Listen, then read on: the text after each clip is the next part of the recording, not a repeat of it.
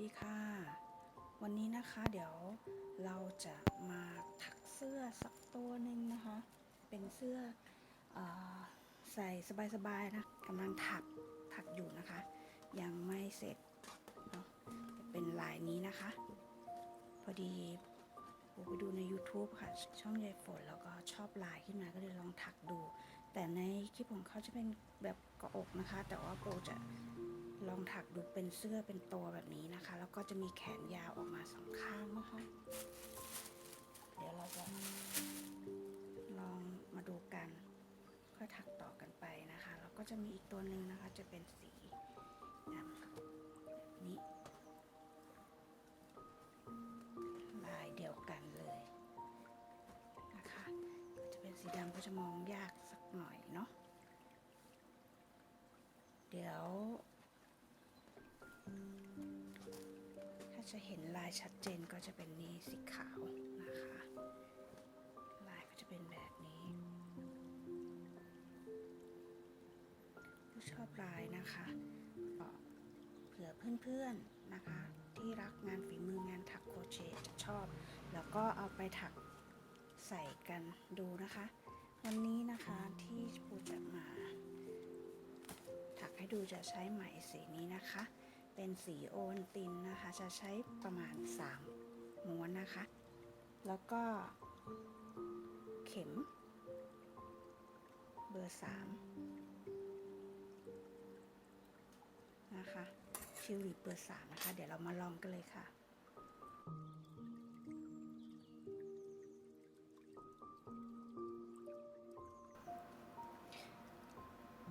เริ่มต้นนะคะที่โซ่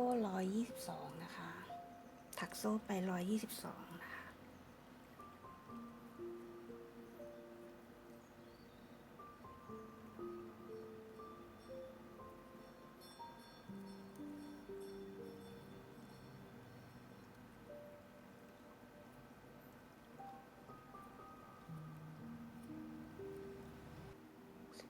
15 16 17 8 19 20ตรงนี้นะคะเราได้120โซ่แล้วนะคะ20 21 22นะคะ122โซ่นะคะแล้วเราก็เอาแม่โป้งของเรานะคะจิกไว้ตรงที่โซ่สุดท้าย122นะคะโซ่ที่122ไว้ก่อนนะคะแล้วเราก็มาถักเพิ่มอีก7โซ่นะคะ1 2 3 4 5 6 7นะคะพอได้7โซ่นะคะเรามาจิ้มนะคะตรงโซ่ที่เราจิกไว้เมื่อสักครู่นี้นะคะจิ้มที่ให้มันได้สอง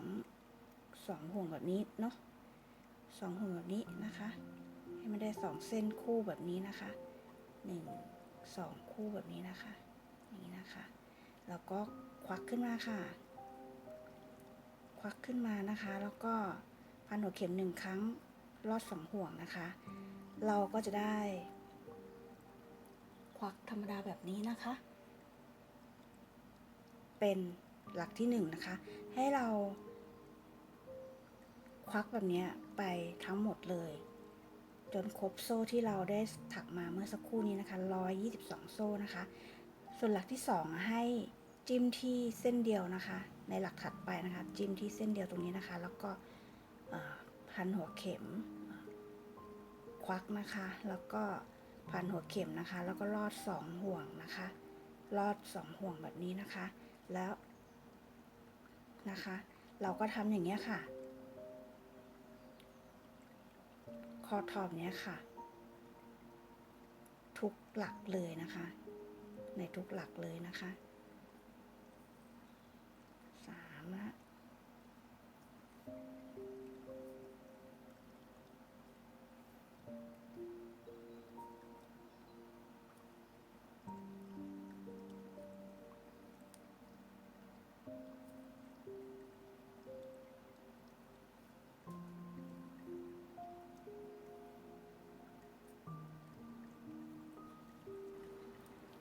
พอได้ครบทั้งหมดแล้วนะคะ ตามความยาวโซ่เมื่อสักครู่122โซ่นะคะแล้วก็โซ่3ค่ะ1 2 3นะคะแล้วก็พลิกนะคะพันหัวเข็มค่ะพันหัวเข็มนะคะแล้วก็มาจิ้มลงหลักถัดไปนะคะหลักถัดไปคือหลักนี้นะคะ1ครั้งค่ะแล้วก็พันหัวเข็มลอด2ห่วงแล้วก็พันหัวเข็มลอดอีก2ห่วงนะคะมันก็จะเป็น2หลักนะคะคืออันนี้หลักที่1อันนี้หลักที่2นะคะเป็น2หลักนะคะเสร็จแล้วนะคะเราก็โซ่1ครั้งนะคะโซ่1ครั้งพันหัวเข็มค่ะแล้วก็นับหลักต่อไปนะคะอีก5หลักนะคะ1 1 2 3 4 5นะคะคือหลักนี้นะคะ1 2 3 4 5คือหลักนี้นะคะจิ้มเลยค่ะแล้วก็พันหัวเข็มค่ะลอด2ห่วงนะคะพันหัวเข็มลอดอีก2ห่วงแล้วก็พันหัวเข็มนะคะที่หลักเดียวกันนี้นะคะ4ครั้งนะคะจะได้1ชุดนะคะลอด2ห่วงอย่างนี้นะคะ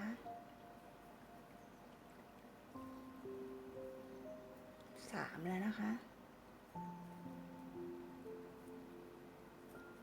ได้4นะคะเป็นแบบนี้นะคะแล้วก็โซ่1ค่ะพันหัวเข็มค่ะแล้วก็นะคะนับต่อไปอีก5หลักนะคะ1 2 3 4 5นะคะพันหัวเข็มลอด2ห่วงนะคะพันหัวเข็มลอดอีก2ห่วงนะคะทำ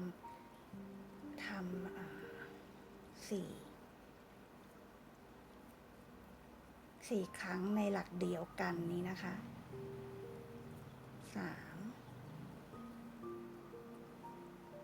4ค่ะโซ่1ค่ะพันหัวเข็มค่ะนับต่อไป5นะคะ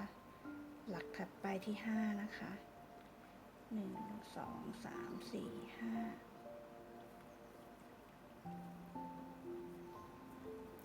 1ครั้ง2ครั้ง3ครั้ง4ครั้งโซ่1ค่ะ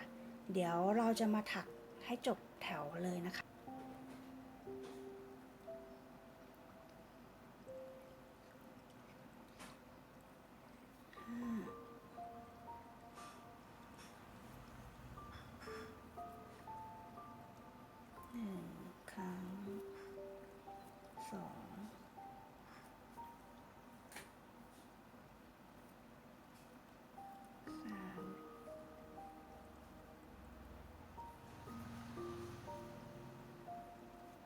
4ส่วน1นะคะแล้วก็1 2 3 4 5จบแล้วนะคะทีนี้เราจะมาพันหัวเข็ม16หลัก16ครั้งนะคะที่ห่วงโซ่นะคะที่เราทำไว้นะคะ16ครั้งค่ะ1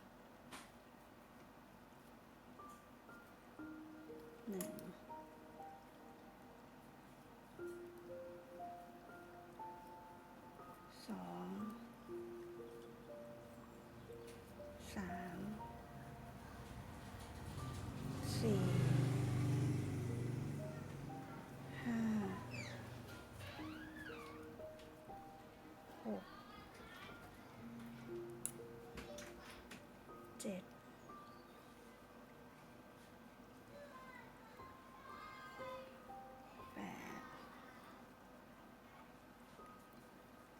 9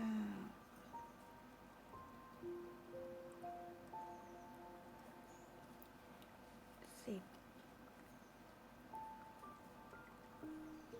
11 12 13 14 15 16ค่ะพ อได้16แล้วนะคะก็โซ่1ครั้งค่ะโซ่1นะคะแล้วก็พันหัวเข็มนะคะวนกลับมานะคะเราจะเว้นไป5หลักเหมือนเดิมนะคะ1 2 3 4 5นะคะมันจะตรงกันค่ะชนกันกับฝั่งเมื่อกี้ที่เราทำเสร็จไว้แล้วเลยนะคะแล้วก็พันหัวเข็มนะคะลงไป4หลักตรงนี้นะคะในหลักเดียวกันนะคะ1ครั้งนะคะ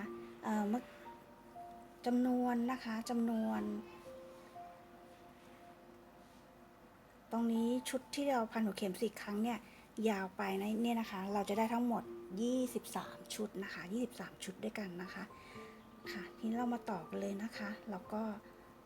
มาพันหลักแรกของที่เราวกกลับมานี่นะคะได้1แล้วนะคะนับไปค่ะ2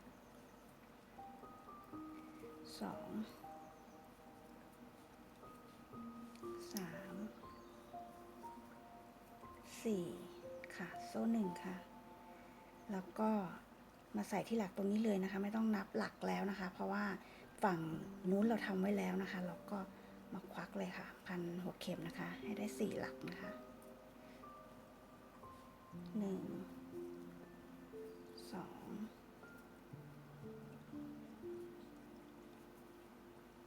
3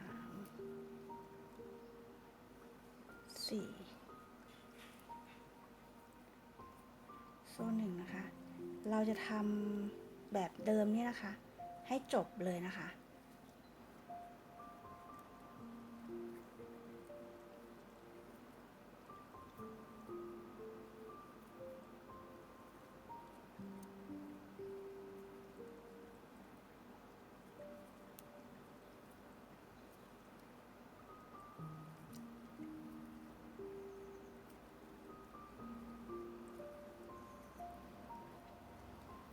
แล้วก็เราก็จะมาพันหัวเข็มนะคะ2ครั้งนะคะในหลักที่เหลืออยู่ตรงนี้นะคะหลักสุดท้ายนะคะ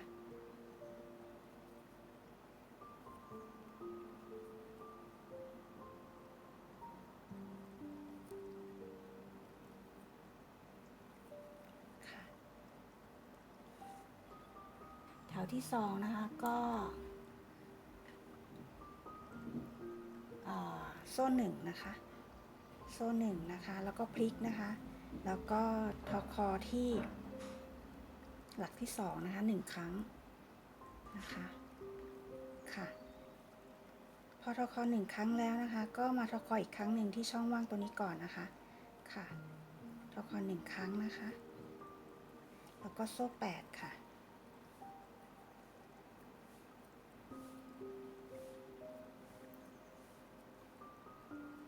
โซ่8นะคะแล้วก็มาทอคอตรงช่องว่างตรงนี้นะคะไปเรื่อยๆนะคะจนสุดแถวเลยค่ะ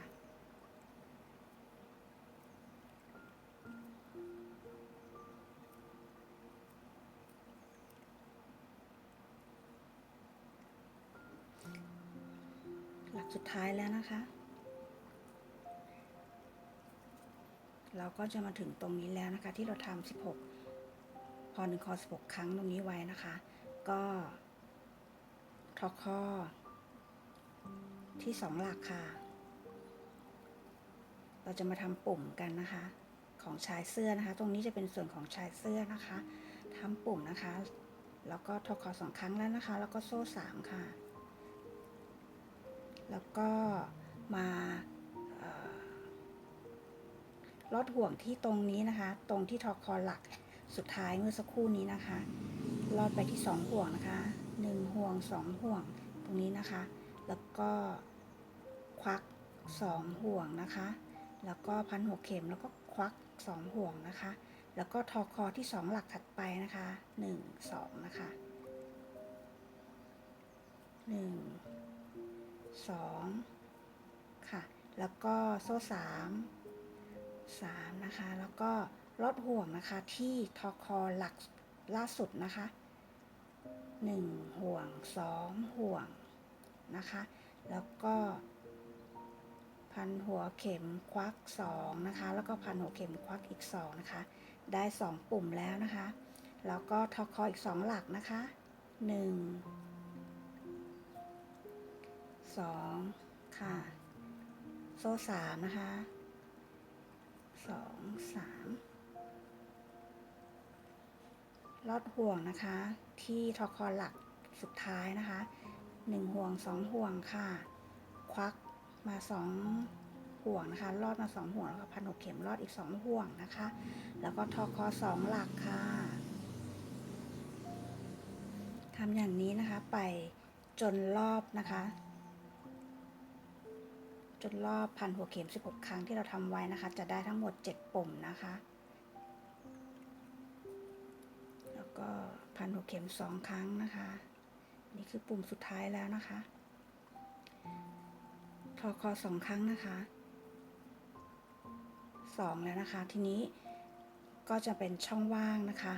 ระหว่างโซ่เมื่อสักครู่ที่เราทำนะคะให้พันหัวเข็มอีก1ครั้งค่ะแล้วก็โซ่8นะคะต่อไปเลยค่ะ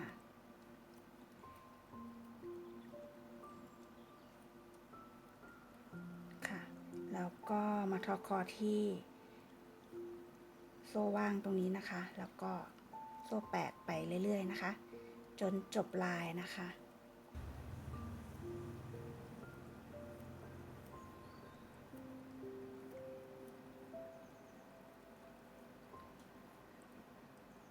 โซ่สุดท้ายอันสุดท้ายแล้วนะคะทอคอนะคะที่หลักสุดท้ายนะคะค่ะทีนี้เราก็จะเหลืออีก2หลักนะคะให้ทอคอเหมือนกันค่ะ2หลักค่ะที่เหลือนะคะทอคอนะคะค่ะอันนี้เท่ากับว่าเราจบแล้วนะคะ1ช่วงลายนะคะเราจะเรียกว่า1ช่วงลายนะคะค่ะก็จะยาวแบบนี้นะคะอย่างนี้เลยนะคะ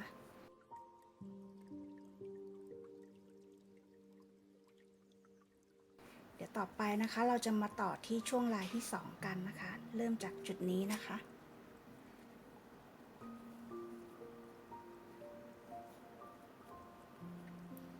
ก็ขึ้นต้นโซ่3นะคะแล้วก็พลิกนะคะกลับมานะคะพลิกกลับมานะคะพันหัวเข็มค่ะมาที่หลักที่2นะคะตรงนี้นะคะ1หลักนะคะก็จะได้1 2หลักตรงนี้นะคะแล้วก็โซ่1นะคะโซ่1ค่ะแล้วก็พลิกกลับนะคะให้ทอคอ2หลักนะคะอันนี้คือหลักที่1แล้วนะคะโซ่1นี่คือหลักที่1แล้วก็ทอคอหลักที่2ตรงนี้นะคะค่ะแล้วก็โซ่3อีกทีค่ะค่ะแล้วก็พลิกกลับมานะคะพันหัวเข็ม1ครั้งค่ะแล้วก็จิ้มลงที่หลักถัดไปเลยนะคะ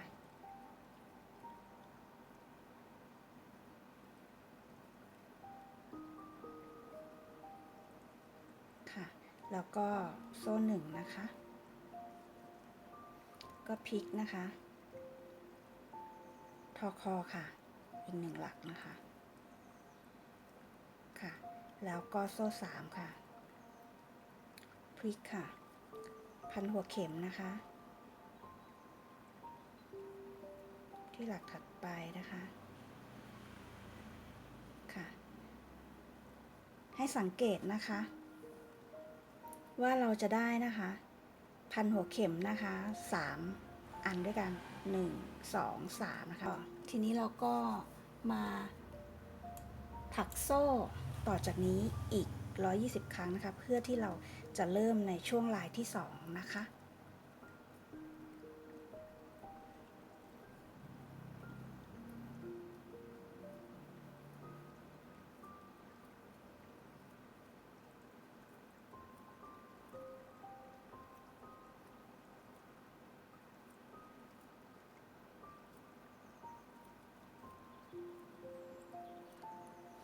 ทีนี้เมื่อได้120โซ่แล้วนะคะเราก็จะมาเพิ่มถักโซ่เพิ่มอีก7โซ่ก่อนนะคะ1 2 3 4 5 6 7นะคะ แล้วก็มาจิ้มตรงโซ่ที่เราจิ้มเอาไว้นะคะ โซ่ที่120แรกเมื่อสุดท้ายเมื่อสักครู่นะคะนี่ค่ะเสร็จแล้วเราก็มาทอคอจนครบ120โซ่เลยค่ะอันนี้คือทอคอหลักที่1นะคะหลักที่2เราก็จะจิ้มตรงโซ่ข้างบนข้างนอกนี่นะคะ2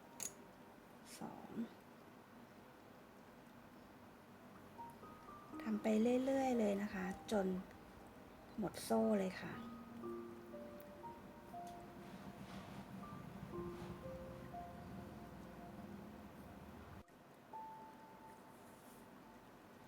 115นะคะ116 117 118 119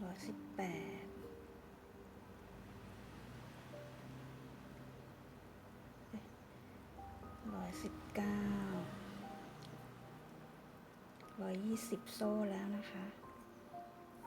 คอทอมา120โซ่นะคะทีนี้มาชนละให้พ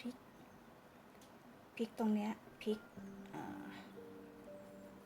พอ1คอลงมานะคะแบบนี้นะคะเพื่อที่เราจะคอทอต่ออีก2หลักนะคะ1 2ก็จะได้โซ่รวมทั้งหมด122หลักนะคะโซ่3ค่ะขึ้นโซ่3ค่ะพลิกนะคะพลิกหน้างานนะคะแบบนี้นะคะพันหัวเข็ม1ครั้งค่ะจิ้มไปที่หลักที่2นะคะหลักถัดไปนะคะรวมโซ่นะคะ3โซ่แรกนะคะก็เป็น2หลักแล้วนะคะ1 2นะคะเสร็จแล้วก็เราก็จะมาทำโบนะคะเหมือนกับของแถวที่1ที่เราทำเลยช่วงลายที่1เนี่ยค่ะเหมือนช่วงลายที่1นะคะที่เราทำไว้นะคะเราจะมาทำตรงนี้ต่อนะคะเป็นโบนะคะตรงนี้ต่อนะคะโดยเริ่มจากโซ่1ค่ะโซ่1นะคะแล้วก็พันหัวเข็ม1ครั้งนะคะแล้วก็นับถัดไป5หลักนะคะ1 2 3 4 5พันหัวเข็มนะคะอย่างนี้นะคะในหลักเดียวกัน4ครั้งค่ะ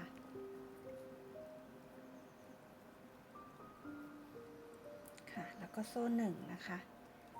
นี่นะคะพันหัวเข็มนะคะนับถัดไปหลักที่5นะคะ1 2 3 4 5 1 2 3 4 5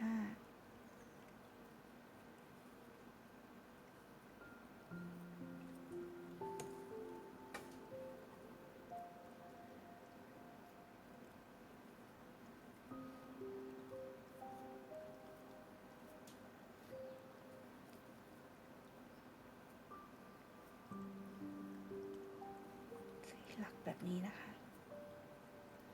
พันหัวเข็มนะคะเราก็จะทำอย่างนี้นะคะต่อไปเรื่อยๆนะคะ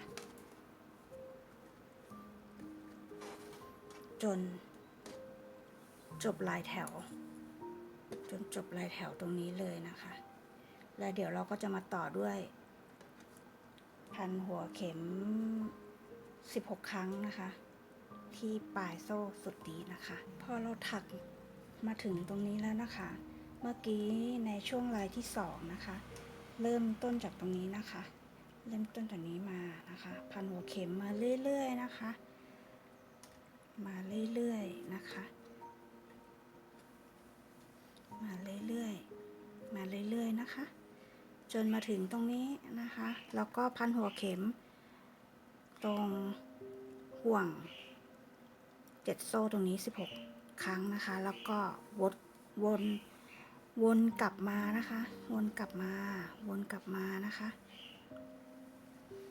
เรื่อยๆนะคะมาถึงตรงนี้แล้วนะคะมาถึงตรงนี้แล้วนะคะเดี๋ยวเราจะทำต่อค่ะ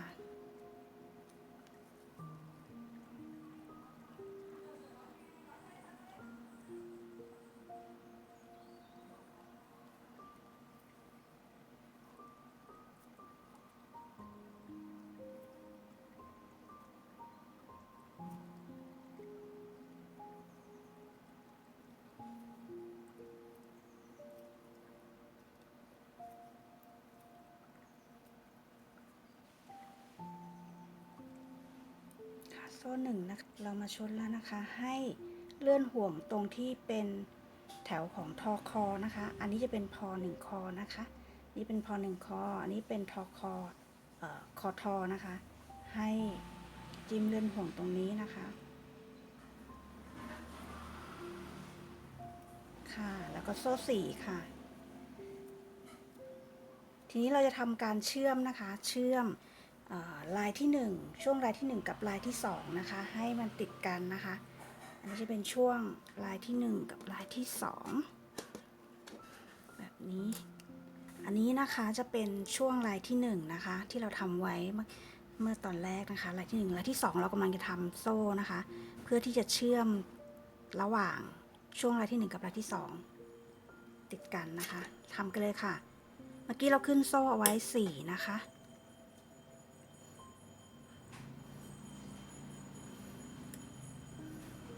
ขึ้นโซ่ไว้4ค่ะแล้วก็มาทอคอนะคะที่ห่วงโซ่แรกของช่วงลายที่1เลยค่ะนะคะแล้วก็โซ่4ค่ะ2 3 4นะคะแล้วก็มาที่ช่วงลายที่2นะคะเป็นช่องว่างช่องที่2นะคะทอคอเลยค่ะโซ่4ค่ะเราจะทำต่อไปเรื่อยๆนะคะสลับกันโซ่4นะคะโซ่4คอทอที่ช่วงที่1ช่วงลายที่1แล้วก็โซ่4มาทอคอที่ช่วงลายที่2แล้วก็โซ่4มาคอทอที่ช่วงลายที่1สลับกันไปกันมาอย่างนี้นะคะจนจบช่วงลายเลยนะคะแนวนี้นะคะแล้วเดี๋ยวเราค่อยมาทำปุ่มกันต่อค่ะ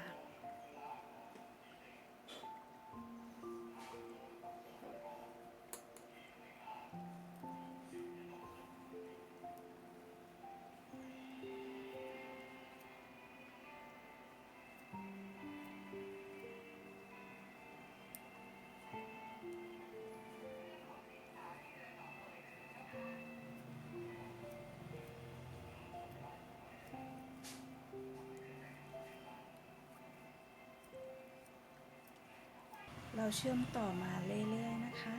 ถักมาเรื่อยๆนะคะจนมาสุดตรงนี้แล้วนะคะตรงนี้เดี๋ยวเราจะ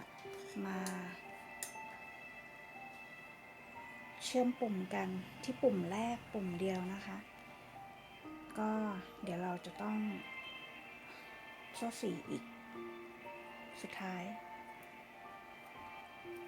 โซ่4แล้วนะคะไปเชื่อมพอ1คอก่อนทอคอนะคะตรงนี้ทอคอนะคะก็จะเป็นแบบนี้นะคะจบแล้วนะคะสำหรับการเชื่อมโซ่นะคะต่อไปก็คือคอทอ2ครั้งค่ะ1 2นะคะและเราจะทำการเชื่อมปุ่มของช่วงลายที่2กับช่วงลายที่1ติดกันนะคะแค่ปุ่มแรกนะคะก็โซ่1ค่ะแล้วก็จิ้มลงไปที่ตรงกลางของปุ่มเลยนะคะของช่วงลายที่1ค่ะควักขึ้นมานะคะจะได้2ห่วงแบบนี้นะคะแล้วก็พันหัวเข็มค่ะลอด2ห่วงค่ะแล้วก็โซ่1นะคะแล้วก็กลับไปที่ช่วงลายที่2ค่ะพลิกนิดนึงนะคะกลับไปที่ช่วงลายที่2นะคะเห็นที่คอทอที่2ที่เราทำไว้เมื่อสักครู่นะคะให้เราลอดห่วงไปที่ทอคอที่2 ที่เราทำไว้เมื่อสักครู่ของปุ่มที่1ของลายที่2นี้นะคะแล้วก็พันหัวเข็มควักมาค่ะแล้วก็พันหัวเข็มควักมาลอดห่วงมา2ห่วงนะคะแล้วก็ทีนี้เราจะมาทำปุ่มที่2ถึง7นะคะของช่วงลายที่2วนมาเลยนะคะต่อด้วยคอทอ2ครั้งนะคะ1 2นะคะแล้วก็โซ่3ค่ะแล้วก็ลอดห่วงที่คอสุดท้ายลอดห่วงนะคะแล้วก็คอทออีก2ค่ะ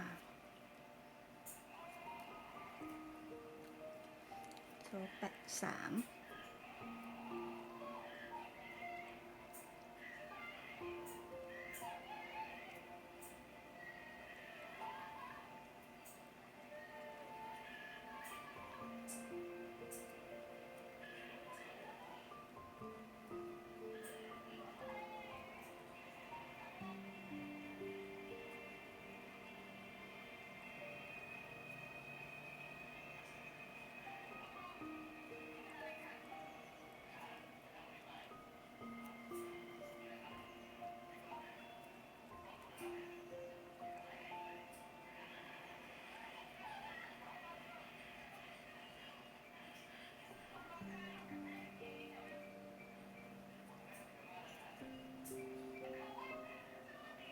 ค่ะ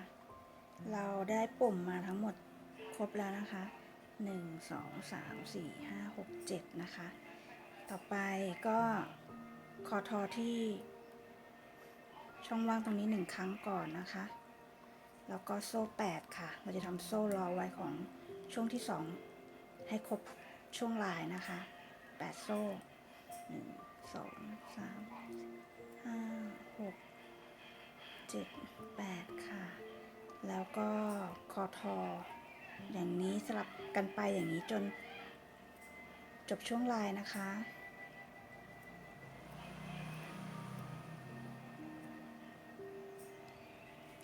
ค่ะทีนี้เราได้แล้วนะคะ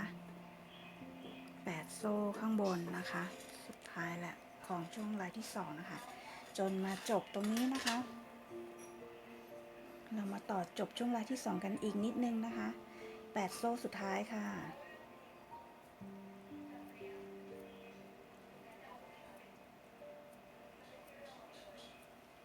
นะคะคอทอค่ะที่ช่องว่างนะคะแล้วก็ตรงนี้เราก็จะเหลือตรงนี้นะคะให้คอทอ2หลักสุดท้ายค่ะ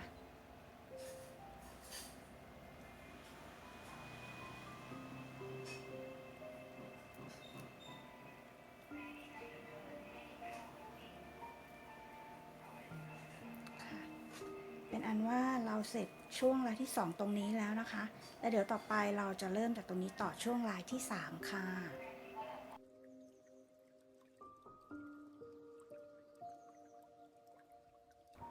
เราเริ่มช่วงลายที่3กันที่โซ่3นะคะ1 2 3แล้วก็พลิกนะคะพลิกงานพันหัวเข็ม1ครั้งลงไปที่ช่องถัดไปนะคะหลักถัดไปโซ่1ค่ะพลิกงานนะคะคอทอนะคะที่หลักถัดไปนะคะโซ่3พลิกนะคะพันหัวเข็ม1ครั้งที่หลักถัดไปค่ะ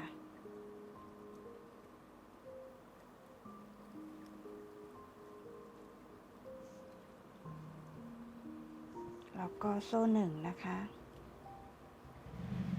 พลิกนะคะมาคอทอนะคะที่หลักถัดไปค่ะแล้วก็โซ่3ค่ะพันหัวเข็มค่ะที่หลักถัดไปค่ะ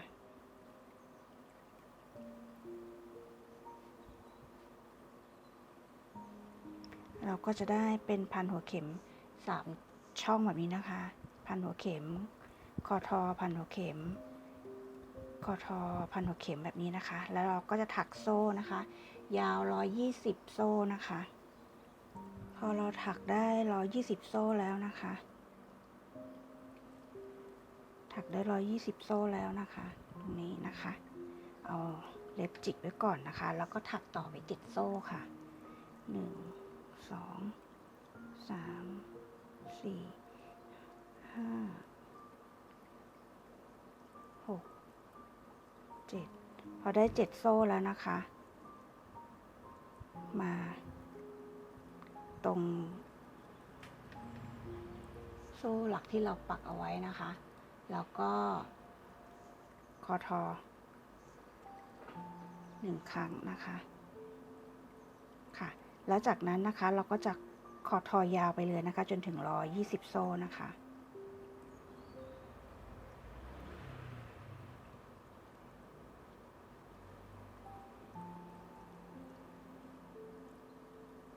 พอเราคอทอครบ120แล้วนะคะครบ120จนสุดแถวแล้วนะคะเราก็พลิกงานเอาตรงนี้กลับมานะคะเอาด้านงานของเราอยู่ด้านล่างนะคะพลิกกลับมานะคะบิดนิดนึงนะคะแล้วก็คอทอเพิ่มอีก2ครั้งค่ะตรงนี้นะคะแล้วก็เราจะเริ่มแถวถัดไปนะคะคือโซ่3นะคะโซ่3นะคะแล้วก็พลิกงานค่ะกลับมาแบบนี้นะคะแล้วก็พันหัวเข็ม1ครั้งค่ะพันหัวเข็ม1ครั้งที่หลักถัดมาตรงนี้นะคะ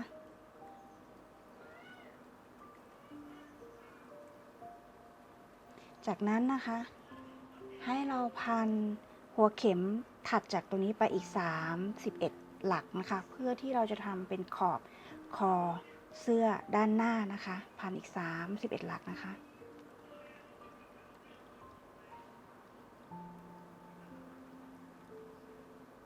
2 3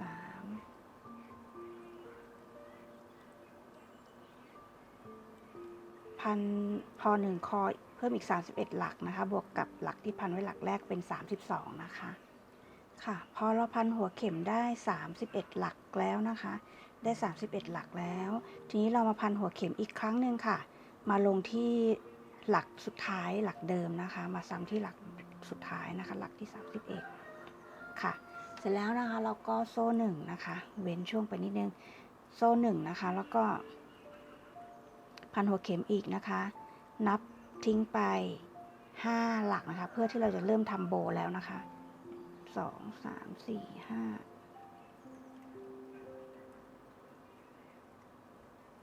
เราจะพันหัวเข็มในหลักเดิมนี้นะคะ4ครั้งค่ะ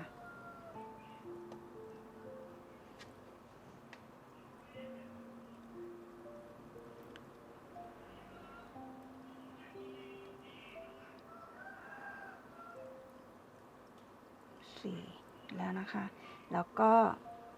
โซ่1ค่ะแล้วก็พันหัวเข็มนะคะเว้นไป5หลักค่ะพันหัวเข็มค่ะในหลักเดียวกันนี่นะคะให้ได้4ครั้งค่ะ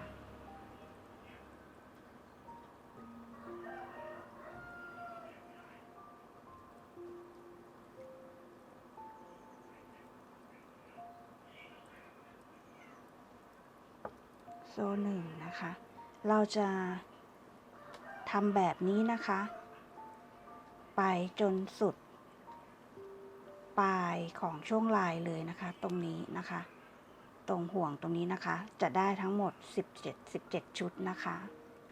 ค่ะเมื่อกี้นะคะพอเราถักตรงด้านล่างตรงนี้นะคะด้านล่างที่เป็นคอตรงนี้นะคะมา17ได้โบ17อันนะคะ1 2 3 4 5 6 7 8 9 10 11 12 13 14 15 16 17มาถึง17ตรงนี้แล้วนะคะค่ะเราก็พันหัวเข็ม16ครั้งนะคะในห่วงตรงนี้แล้วนะคะเราก็มาทำโบตรงนี้ค่ะ ไปจนสุดช่วงลายเลยนะคะจะได้23ชุดนะคะ1 2 3 4 5 6 7 8 9 10 11 12 13 14 15 16 17 18 19 20 21 22 23นะคะสุดท้ายคือ23นะคะแล้วก็23แล้วเราก็โซ่1นะคะก็มาเลื่อนห่วงตรงหลักตรงนี้นะคะตรงที่เป็นจุดของทอคอเห็นนะครับตรงจุดที่เป็นของช่องที่เป็นของทอคอนะคะอันนี้จะเป็นพอ1คออันนี้เป็นทอคออันนี้เป็นพอ1คอนะคะให้เรามาเลื่อนห่วงตรงคอทอนะคะค่ะจะได้อย่างนี้นะคะเสร็จแล้วโซ่4ค่ะเราจะทำการเชื่อมโซ่ต่อระหว่างช่วงลายที่2กับ3นะคะช่วง4แล้วนะคะเดี๋ยวพลิกงาน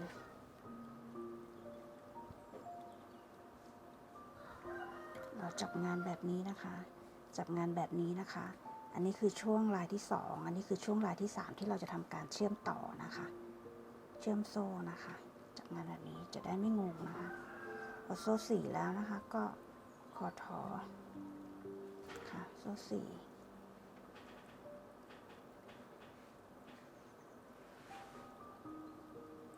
แล้วก็มาตรงนี้นะคะ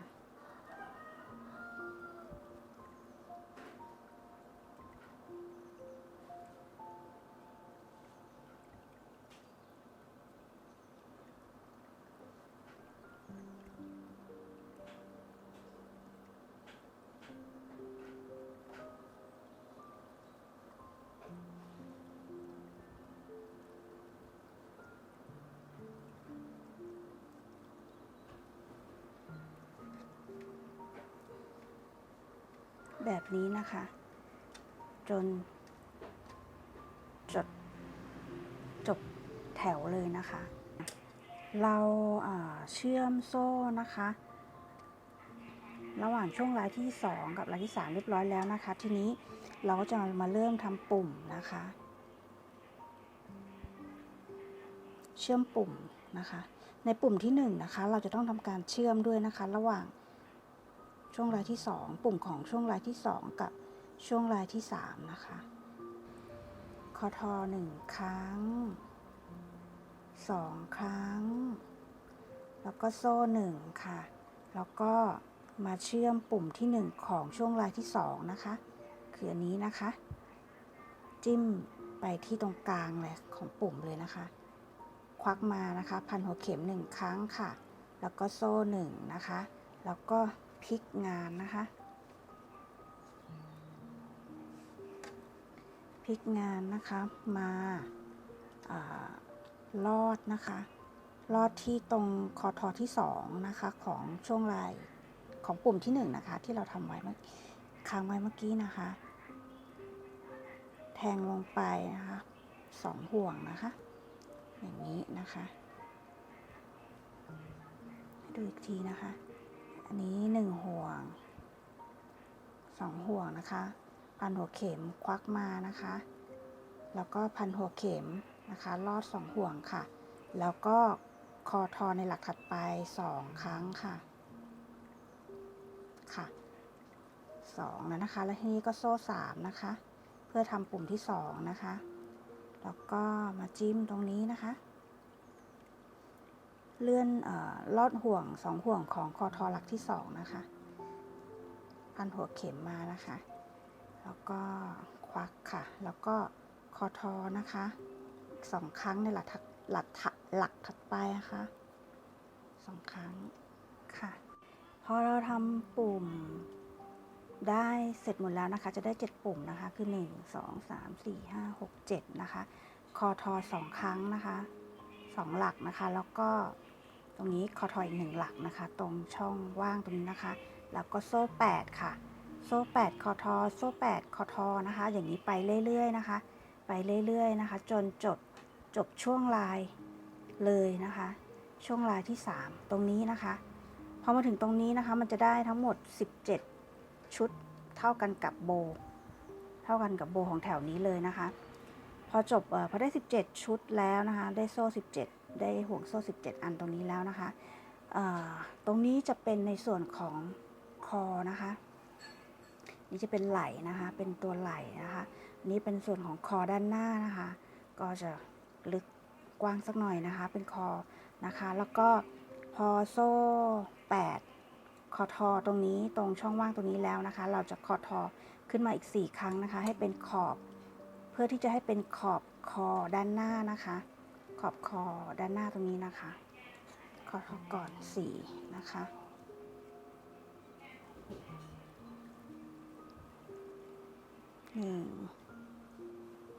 2 3 4ค่ะ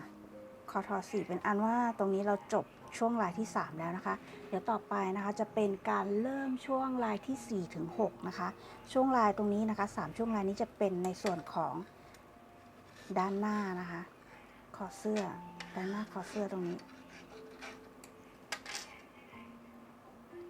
นี่นะคะแบบนี้นะคะอันนี้เป็นไหล่นะคะต่อไปก็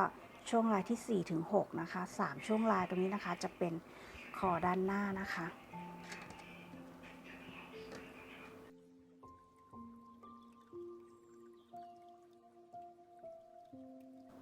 เริ่มช่วงลายที่4ค่ะพันหัวเข็ม3ครั้งค่ะพลิกงานนะคะแล้วก็พันหัวเข็มถัดต่อไปอีก3ครั้งค่ะในหลักถัดไปนะคะ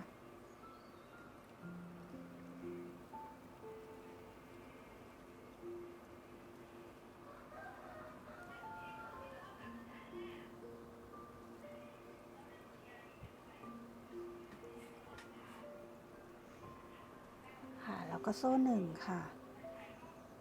แล้วก็พลิกงานนะคะคอทออีก3หลักนะคะ1 2 3โซ่3ค่ะพลิกงานค่ะก็พันหัวเข็มอีก3นะคะ3หลัก1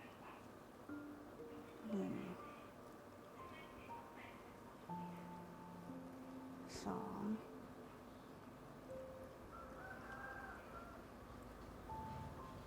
3ค่ะแล้วก็โซ่1ค่ะพลิกงานนะคะคอทออีก3ค่ะ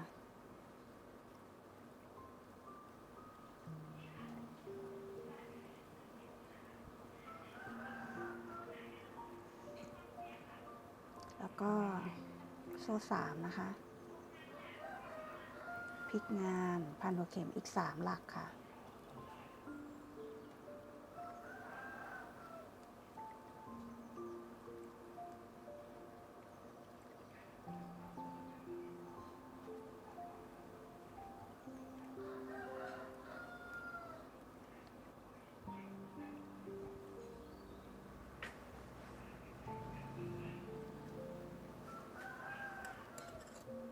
จะได้แบบนี้นะคะพันหัวเข็ม3ช่วงนะคะ1 2 3แบบนี้นะคะสำหรับตรงลายที่4ถึง6นี้นะคะเราจะใช้โซ่นะคะ90โซ่นะคะถักยาวลงไปค่ะ90โซ่ค่ะ1 2 3 4 5 6 7 8 9 10พอได้โซ่90แล้วนะคะก็เอาเล็บจิกไว้นะคะจิกไว้แล้วก็ถักโซ่อีก7นะคะเพื่อทำห่วงนะคะ1 2 3 4 5 6 7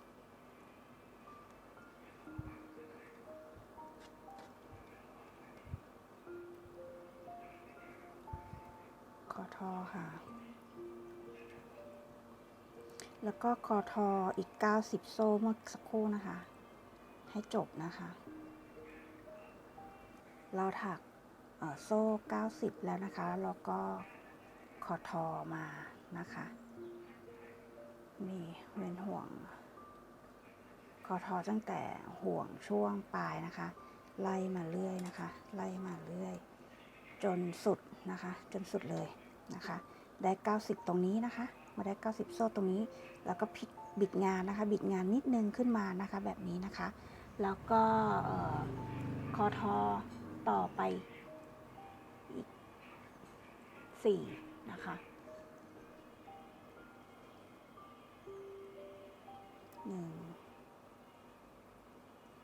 2 3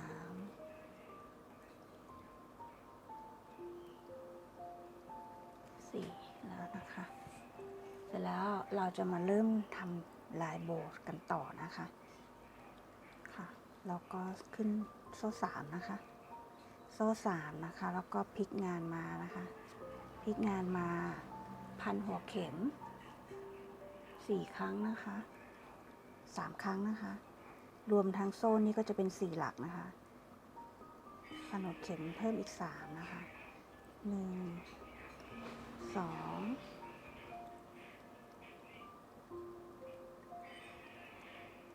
3ค่ะ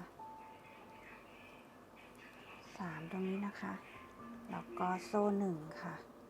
โซ่1แล้วก็พันหัวเข็มค่ะนับหลักไป5หลักนะคะ1 2 3 4 5ค่ะจะเริ่มต้นทำโบแล้วนะคะแล้วก็พันหัวเข็มในหลักเนี่ยนะคะ4ครั้งค่ะ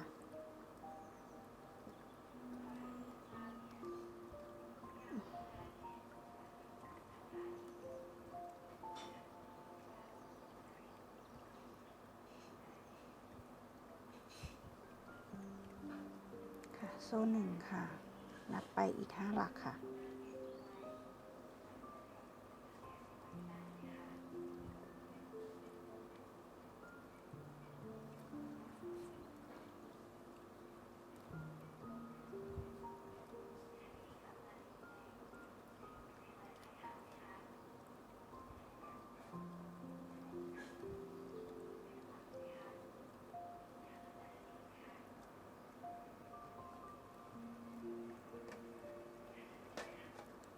ทำโบตรงนี้นะคะจนจบช่วงลายเลยนะคะจนจบช่วงลายเลยนะคะจะได้ทั้งหมด17โบนะคะก็ถักต่อไปเรื่อยๆนะคะจนสุดปลายห่วงตรงนี้นะคะก็ทำพอ1คอ16ครั้งในห่วงนี้นะคะแล้วก็วกกลับมานะคะทำโบไปด้านล่างตรงนี้อีก17นะคะมาชนกันกับตรงเนี้ยจุดเริ่มต้นของโบชุดแรกก็ได้17นะคะแล้วก็พอได้17แล้วก็มาโซ่1นะคะแล้วก็มาคอลอดห่วงนะคะตรงที่มันเป็นแถวของคอทอนะคะตรงนี้นะคะลอดห่วงตรงนี้นะคะแล้วก็โซ่4แล้วก็มาเชื่อมโซ่นะคะเชื่อมโซ่ไปเรื่อยๆนะคะไปเรื่อยๆเลยค่ะไปเรื่อยๆเลยค่ะจนสุดลายนะคะตรงนี้แล้วก็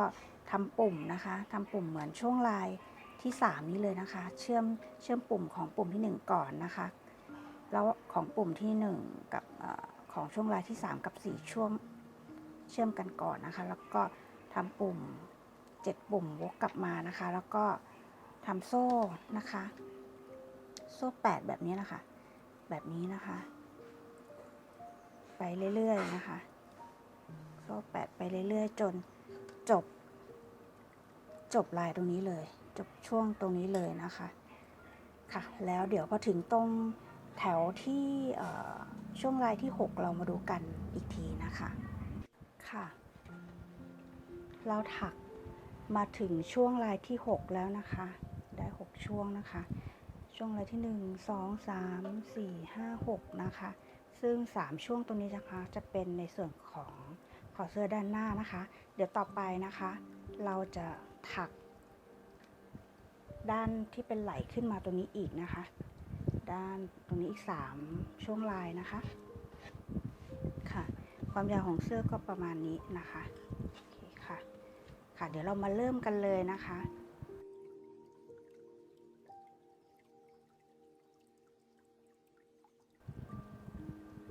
เริ่มช่วงรายที่7นะคะโซ่3ค่ะพลิกงานนะคะพันหัวเข็มพอ1คอ3ครั้งนะคะใน3หลักนะคะ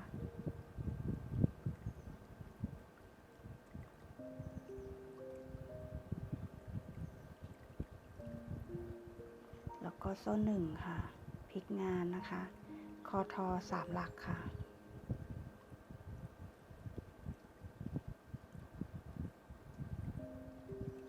แล้วก็โซ่3ค่ะพลิกงานนะคะพอ1คอ3หลักค่ะ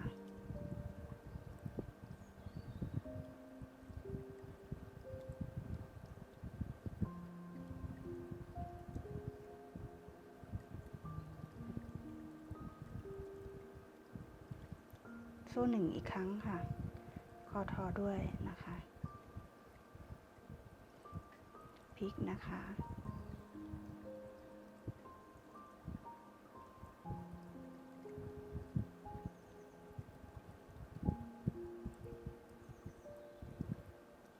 ค่ะพอได้ตรงนี้แล้วนะคะคือพันหัวเข็ม1ครั้งแถวที่พันหัวเข็มนะคะแถวนี้คอทออันนี้พันหัวเข็มนะคะอันนี้คอทอนะคะได้เป็น2ชุดแถวแบบนี้นะคะเราก็จะมาทำการถักโซ่ต่อขึ้นไปนะคะเพื่อที่จะทำช่วงไหล่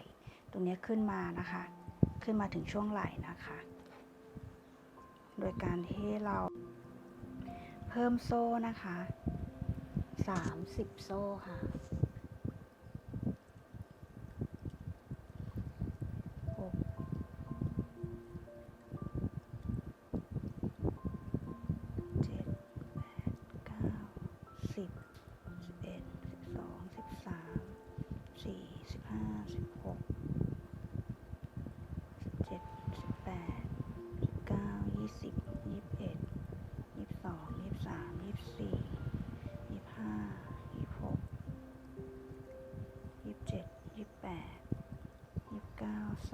30นะคะได้30โซ่แล้วนะคะเอาเล็บจิกไว้ก่อนนะคะแล้วก็ถักต่ออีก3โซ่นะคะ1 2 3นะคะแล้วก็เราก็จะพันหัวเข็มอีก29ครั้งใน29หลักถัดไปนะคะพันหัวเข็มโดยมาปักหลักที่เราเอาเล็บจิกไว้ตรงนี้นะคะ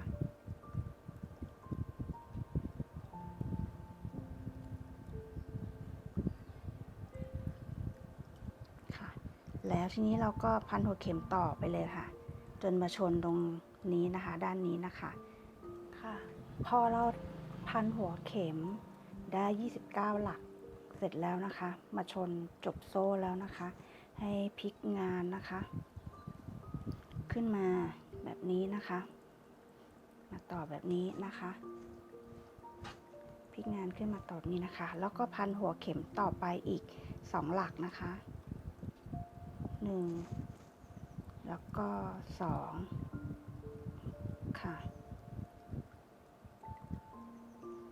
พอได้2หลักแล้วนะคะก็ทีนี้นะคะให้พันหัวเข็ม2หลักนะคะแล้วก็มารวบเก็บทีเดียวนะคะ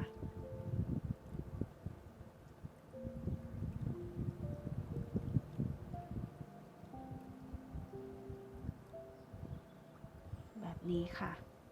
รวบเก็บทีเดียวนะคะจากนั้นนะคะก็จะได้แล้วนะคะจากนั้นนะคะเราก็มาถักโซ่นะคะเพื่อที่จะทำตัวละทำในส่วนของความยาวของช่วงลายที่7นะคะถักโซ่ต่อไปอีก89โซ่ค่ะ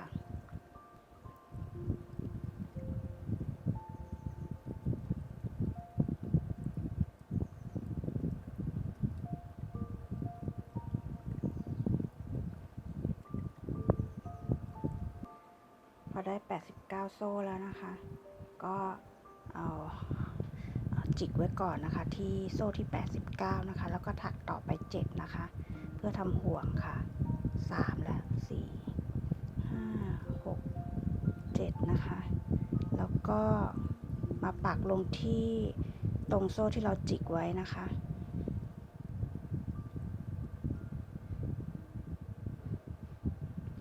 แล้วก็คอทอไปตลอด89โซ่ที่เราถักไปเมื่อสักครู่เลยนะคะ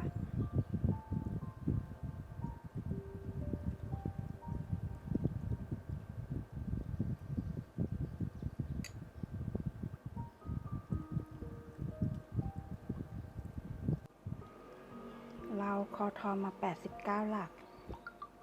ครบแล้วนะคะทีนี้เราพลิกงานนะคะพลิกงานแบบนี้พลิกงานด้านตรงนี้นะคะที่เป็น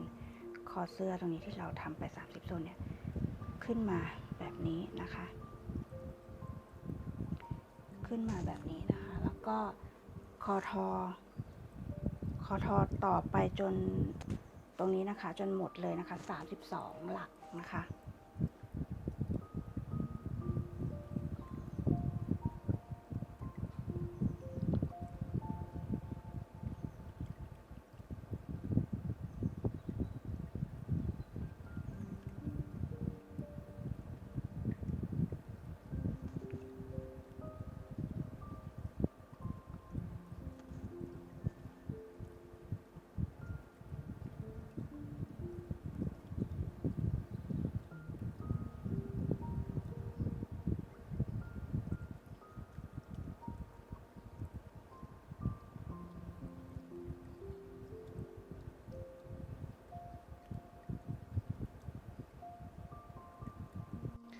ค่ะพอเราคอทอต่อมาได้32หลักแล้วนะคะทีนี้นะคะเราก็จะมาทำโบกันนะคะทำโบแท็บแรกก่อนนะคะโดยเริ่มต้นจากโซ่3ค่ะโซ่3นะคะแล้วก็พลิกนะคะพลิกงานนิดนึงนะคะแล้วก็พันหัวเข็ม1ครั้งในหลักถัดไปนะคะคือหลักนี้นะคะค่ะแล้วก็โซ่1ค่ะโซ่1แล้วก็พันหัวเข็มนะคะพันหัวเข็มแล้วก็นับไป5หลักนะคะ1 2 3 4 5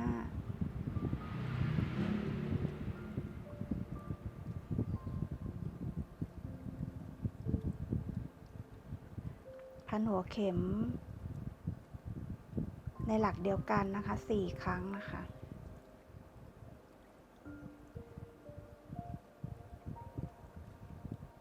แล้วก็โซ่1ค่ะ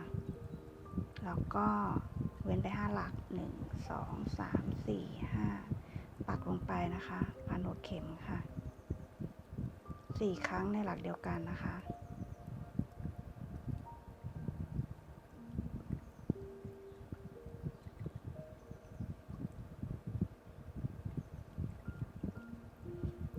โซ่1นะคะตรงนี้นะคะเราจะทำโบตรงส่วนนี้นะคะให้ยาวลงไปนะคะยาวลงไปจนสุด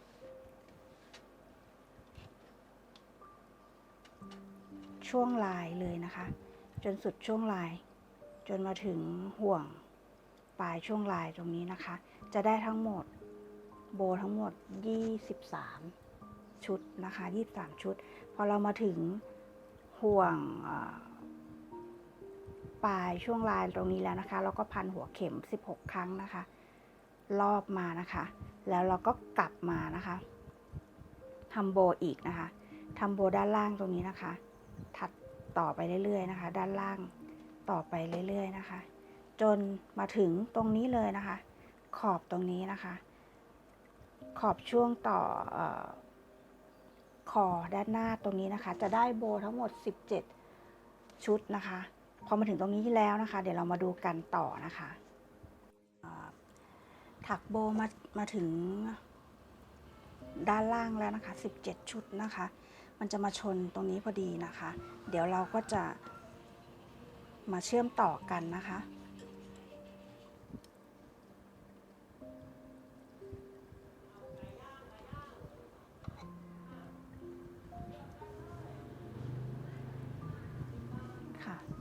เราใส่โซ่1ไว้แล้วนะคะทีนี้เรามาเชื่อมต่อนะคะเชื่อมต่อตรงนี้นะคะตรงที่เราทำแถวที่เป็นคอทอไว้นะคะอันนี้จะเป็นพอ1คอนะคะแถวนี้อันนี้จะเป็นคอทอนะคะเชื่อมต่อในการลอดห่วงนะคะลอดห่วงค่ะแล้วก็เราจะทำเชื่อมโซ่เลยนะคะเชื่อมโซ่แถวช่วงลายที่6กับช่วงลายที่7เชื่อมกันสลับกันไปกันมาแบบนี้นะคะแล้วก็มาทำปุ่ม7ปุ่มรอบตรงนี้นะคะแล้วก็อย่าลืมเชื่อมปุ่มที่1ของช่วงลายที่6กับ7ด้วยนะคะแล้วก็ทำปุ่มรอบไปเลยนะคะจะได้7ปุ่มนะคะแล้วก็โซ่8โซ่8โซ่8โซ่8ไปเรื่อยๆนะคะจนจบหัวแถวตรงนี้นะคะค่ะเริ่มกันให้ดูนิดนึงนะคะก็เราวิธีการเชื่อมโซ่ก็จะทำเหมือนเดิมนะคะทุกๆช่วงลายเลยนะคะเหมือนกับทุกๆช่วงลายเลยนะคะคือโซ่4ค่ะโซ่4แล้วก็มาคอทอที่โซ่ของช่วงลายที่6นะคะแล้วก็โซ่4แล้วก็มาคอทอตรงช่องถัดไปนะคะ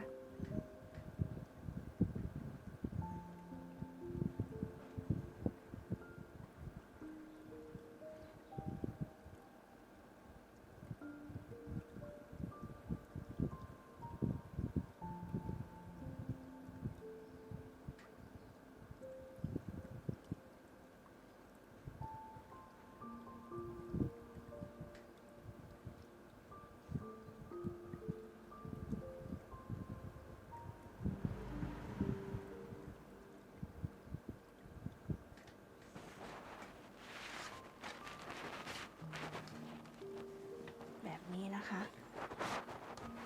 ค่ะเดี๋ยวพอจบช่วงลายที่7แล้วเดี๋ยวเรามาต่อช่วงลายที่8กันนะคะ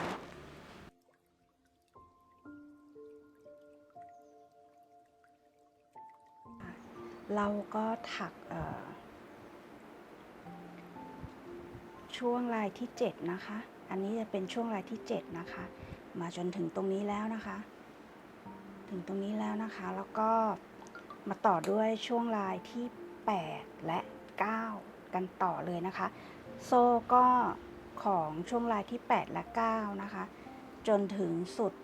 สุดลายนะคะสุดช่วงลายนะคะก็120โซ่เท่ากันนะคะทั้ง8และ9นะคะแล้วก็ต่อไปนะคะเราก็จะมาถัก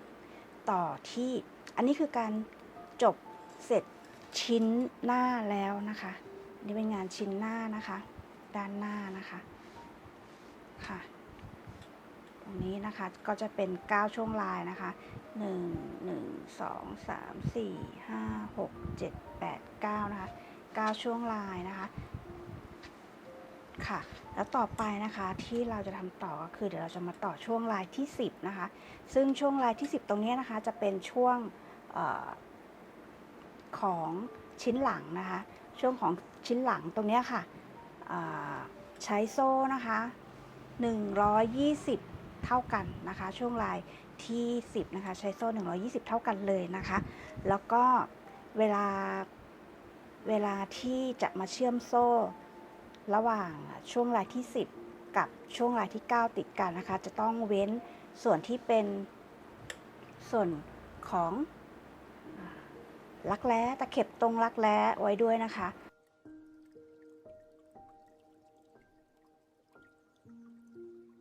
เรามาเริ่มถักต่อที่ชิ้นหลังกันนะคะเริ่มด้วยช่วงลายที่10นะคะคือแถวนี้นะคะแถวนี้ช่วงลายที่10นะคะก็จะต่อด้วยโซ่ยาว120โซ่นะคะเหมือนกับช่วงลายที่9เลยนะคะพอเราถักโบด้านล่างมาชนกันกับขอบไหล่ตรงนี้แล้วนะคะเราก็ลอดห่วงนะคะลอดห่วงแถวที่เป็นคอทอนะคะแล้วก็เราต้องเว้นนะคะ ก่อนที่เราจะเชื่อมโซ่อะค่ะเราต้องเว้นนะคะเพื่อที่จะเชื่อมกับตัวแขนนะคะที่เราจะมาถักเชื่อมตรงนี้นะคะโดยการที่เราถักโซ่8นะคะโซ่8นะคะแบบนี้นะคะจำนวน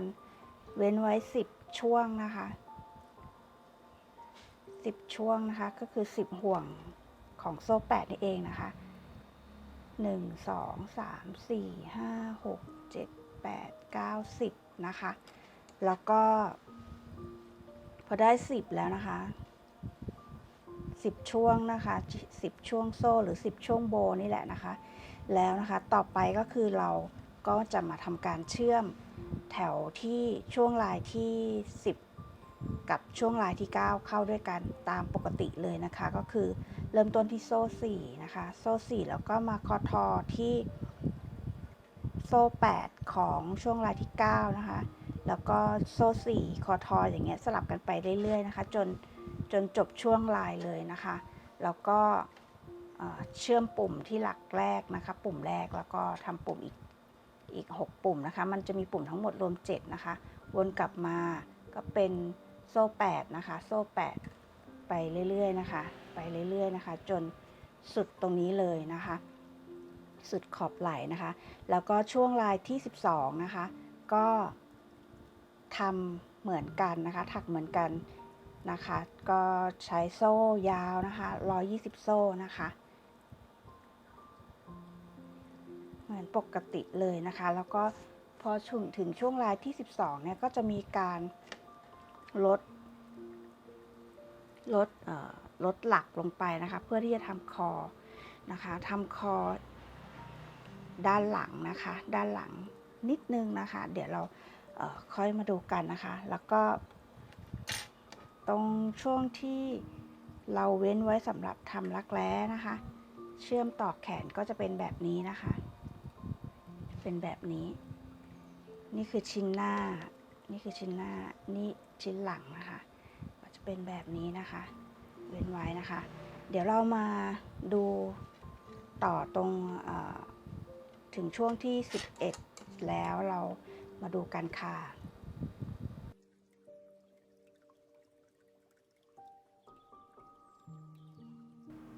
พอเราถักช่วงลายที่10ของชิ้นหลังเสร็จแล้วนะคะก็มาถักต่อช่วงลายที่11เลยนะคะโดยโซ่นะคะของช่วงลายที่10และ11เท่ากันคือ120โซ่นะคะ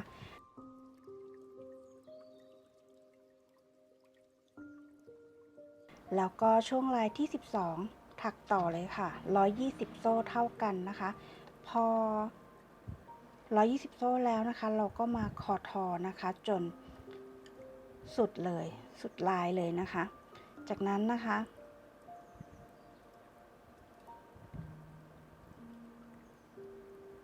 เราก็บวกด้วยคอทออีก2โซ่นะคะอีก2หลักนะคะตามแนวนี้นะคะแล้วก็จะได้122โซ่นะคะแล้วต่อไปนะคะเราจะทำการนะคะลดขนาดลดหลักลงไปนะคะเพื่อที่จะลดขอบคอด้านหลังลงไปอีกสักนิดนึงนะคะเริ่มต้นเลยค่ะโซ่3ค่ะ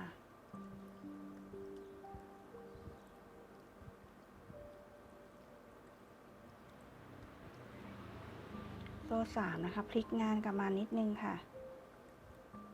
พันหัวเข็ม1ครั้งนะคะจิ้มที่หลักถัดไปนะคะ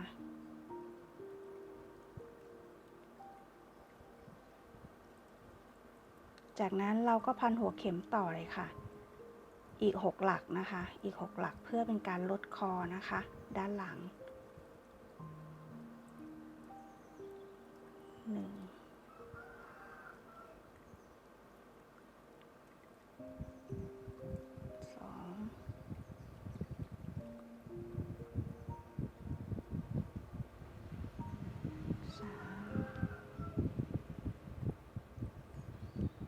4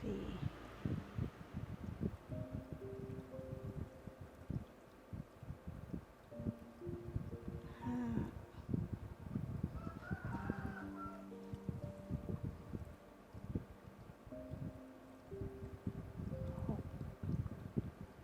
แล้วนะคะพันหัวเข็ม6 หลักเราก็มาพันหัวเข็มอีก1 ครั้งนะคะจิ้มลงที่หลักเดิมนะคะค่ะแล้วโซ่1ค่ะจากนั้นเราพันหัวเข็มนะคะเพื่อที่จะทำโบนะคะเว้นไว้5 หลักนะคะ1 2 3 4 5ให้เราพันหัวเข็ม4 ครั้งจิ้มที่หลักเดิมนะคะ2 3 4โซ่1 2 3 4 5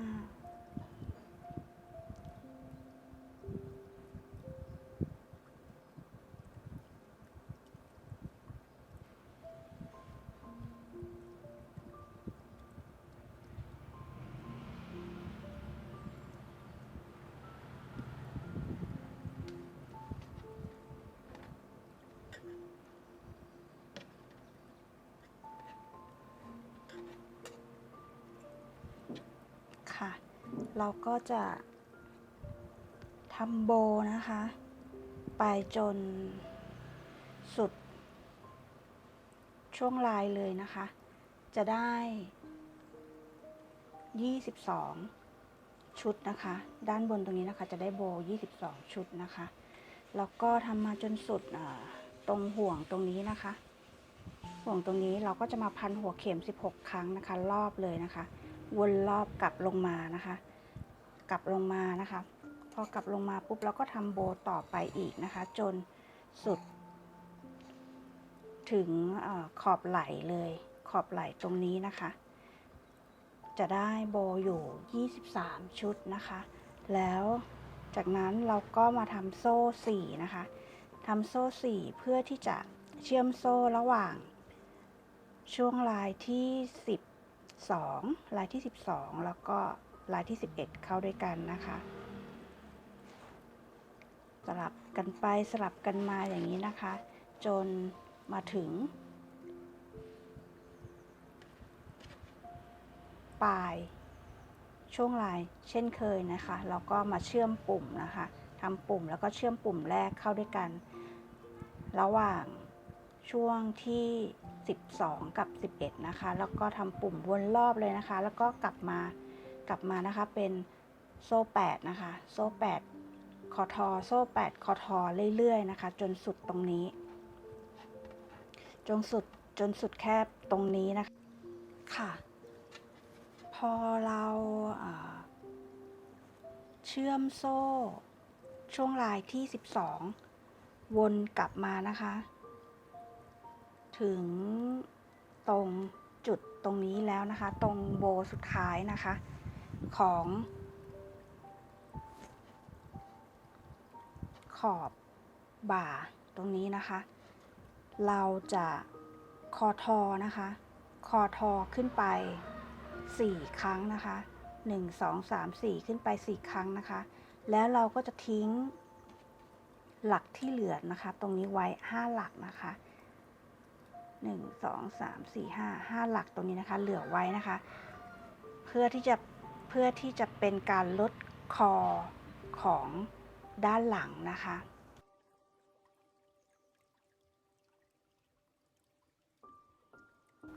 แล้วเราก็ถักช่วงลายที่13ต่อเลยนะคะโดยเริ่มต้นจากพอ1 คอนะคะพอ1 คอโซ่3พอ1 คอ3 ครั้งนะคะแล้วก็พลิกกลับมานะคะเป็นโซ่1คอทอนะคะ3 หลักนะคะแล้วก็พลิกเป็นโซ่3พอ1 คอ3 ครั้งนะคะแล้วก็พลิกอีกทีนะคะโซ่1นะคะเป็นคอทอนะคะ3 หลักนะคะแล้วก็พลิกนะคะโซ่3นะคะพันหัวเข็ม3 ครั้งนะคะแล้วเราก็เพิ่มโซ่นะคะสำหรับถักช่วงลายที่13จนถึงสุดปลายเลยนะคะตรงนี้นะคะช่วงลายที่13 14 15นะคะจะ ใช้โซ่นะคะที่เป็นแกนนะคะ115โซ่นะคะตรงนี้นะคะยาวไปเลยนะคะ115โซ่จนสุดปลายนะคะห่วงวงกลมตรงนี้นะคะ115โซ่แล้วก็ถักโซ่ไป7โซ่นะคะแล้วก็คอทอนะคะคอทอกลับมานะคะกลับมาจนสุดเลยนะคะแล้วก็คอทอขึ้นไปอีก4ครั้งนะคะเสร็จแล้วนะคะเราก็พันหัวเข็มนะคะพันหัวเข็มเพื่อที่จะขึ้นแถวใหม่ทำโบของช่วงลายที่13นะคะพันหัวเข็มโซ่3พันหัวเข็ม3ครั้งนะคะในหลักถัดไปนะคะแล้วก็โซ่1พันหัวเข็ม4ครั้งในหลักเดียวกันนะคะเว้นไป5ช่องนะคะ5หลัก1 2 3 4แล้วก็มาปักที่หลักที่5นะคะทำโบอย่างเงี้ยนะคะต่อไปจนสุดลายเลยนะคะสุดช่วงลายเลยนะคะตรงนี้นะคะเราจะได้โบนะคะ22ชุดนะคะได้โบ22ชุดนะคะพอได้ชุดที่22ของแถวบนตรงนี้แล้วนะคะเราก็โซ่1นะคะแล้วก็พันหัวเข็มในวงกลมเนี่ยนะคะ16ครั้งนะคะแล้วก็วกกลับลงมานะคะทำโบด้านล่างนะคะทำโบด้านล่างตรงนี้นะคะเรื่อยๆจนมาถึงสุดตรงนี้เลยนะคะสุดตรงนี้เลยค่ะจบที่ตรงนี้ก็จะได้22ชุดเหมือนกันได้โบ22ชุดเหมือนกันนะคะเสร็จแล้วนะคะเราก็จะมาลอดห่วงนะคะเพื่อเชื่อมต่อตรงโบสุดท้ายนี่นะคะกับตรงคอเสื้อด้านหลังนะคะที่แถวที่เป็นคอทอนะคะตรงนี้นะคะแถวที่เป็นคอทอตรงนี้นะคะเราก็ลอดห่วง1ครั้งแล้วก็เชื่อมโซ่ค่ะเชื่อมโซ่นะคะระหว่างช่วงลายที่13กับลายที่12นะคะด้วยการเริ่มต้นด้วยโซ่4นะคะคอทอนะคะแล้วก็โซ่4คอทอตรงช่องว่างของช่วงลายที่13นะคะก็ช่อง4โซ่4คอทออย่างเงี้ยค่ะสลับกันไปเรื่อยๆนะคะเหมือนเดิมเลยค่ะสลับกันไปเรื่อยๆนะคะเชื่อมไปเรื่อยๆนะคะจนมาถึงสุดปลายนะคะเรามาถึงตรงปุ่มแล้วนะคะปุ่มที่1ตรงนี้นะคะอย่าลืมเชื่อมปุ่มด้วยนะคะระหว่างช่วงลายที่12กับ13นะคะของปุ่มที่1นะคะเชื่อมปุ่มด้วยแล้วก็ทำปุ่มต่อไปเลยค่ะจะได้ทั้งหมด7ปุ่มนะคะ1 2 3 4 5 6 7นะคะพอได้7ปุ่มแล้วนะคะเราก็มาคอทอที่ช่องว่างตรงนี้นะคะแล้วก็โซ่8ค่ะโซ่8คอทอโซ่8คอทอไปเรื่อยๆนะคะจนจบเหมือนกันค่ะจบที่โบสุดท้ายโบเริ่มต้นของเรานะคะตรงนี้นะคะจะได้22ห่วงโซ่เหมือนกันเท่ากันนะคะกับโบนะคะแล้วเราก็คอทออีก4หลักตรงนี้ค่ะเราก็จะจบช่วงลายที่13แล้วนะคะทีนี้เราก็มาต่อลายที่14นะคะช่วงลายที่14กับลายที่15เลยนะคะเพราะว่าตรง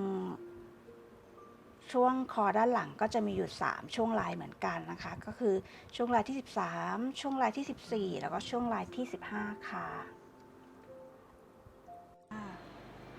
ค่ะเราก็ถักมาจนถึงช่วงลายที่15แล้วนะคะอันนี้คือช่วงลายที่13เป็นด้านหลังคอด้านหลังนะคะ13 14 15นะคะจบที่ตรงนี้นะคะเดี๋ยวต่อจากนี้ก็จะเป็นช่วงของไหล่นะคะที่จะขึ้นไปนะคะขึ้นไปอีก6หลักนะคะที่เราต้องถักเพิ่มโซ่ขึ้นไปอีก6หลักนะคะในช่วงลายที่16 17 18นะคะก็จะเป็นการจบชิ้นหลังแล้วนะคะทีนี้เดี๋ยวเราลองมาดูว่าเราถักไปถึงไหนแล้วจะเป็นแบบนี้นะคะ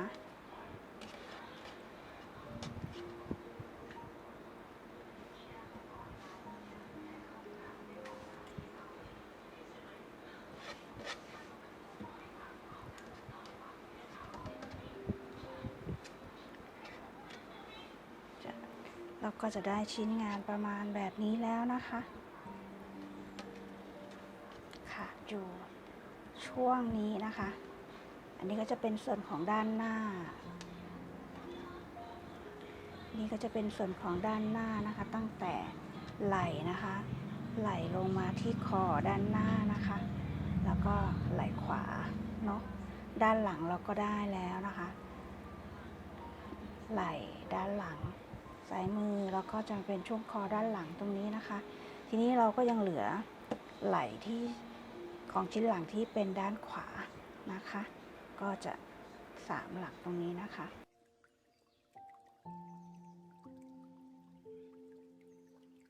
ค่ะเราทำช่วงลายที่15เสร็จไปแล้วนะคะเราจะมาต่อด้วยช่วงลายที่16กันค่ะซึ่งช่วงลายที่16เนี้ยเราต้องเพิ่มหลักสำหรับคอเสื้อขึ้นมาแบบนี้นะคะเพิ่มหลักขึ้นมาแบบนี้นะคะแล้วก็ทำไปบ้างแล้วนะคะเริ่มจากโซ่3นะคะแล้วก็พันหัวเข็ม3ครั้งในหลักถัดไปนะคะแล้วก็ขึ้นมาอีกเป็นโซ่1ค่ะคอทออีก3หลักเหมือนกันนะคะแล้วก็โซ่3นะคะพันหัวเข็ม3หลักในหลักถัดไปเหมือนกันนะคะแล้วก็ขึ้นมาอีกนะคะเป็นโซ่1คอทออีก3หลักค่ะมาถึงตรงนี้นะคะเราจะต้องเพิ่มโซ่ขึ้นไปนะคะเพื่อเป็นขนาดคอเสื้อนะคะที่เราต้องเพิ่มหลักนะคะโดยการถักโซ่ต่อขึ้นมา5โซ่นะคะจากนั้นนะคะเราเอานิ้วนะคะจิกไปก่อนนะคะจิกที่โซ่ที่5ของเรานะคะแล้วก็โซ่3ค่ะโซ่3นะคะแล้วก็พันหัวเข็มนะคะอีก4ครั้งนะคะเริ่มที่โซ่หลักที่5นะคะอันนี้เราเพิ่มไป3แล้วอันที่จิกไว้คือ4นะคะแล้วก็มาจิ้มที่โซ่หลักที่5ค่ะ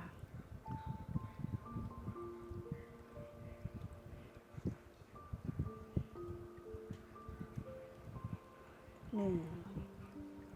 ครั้งนะคะ2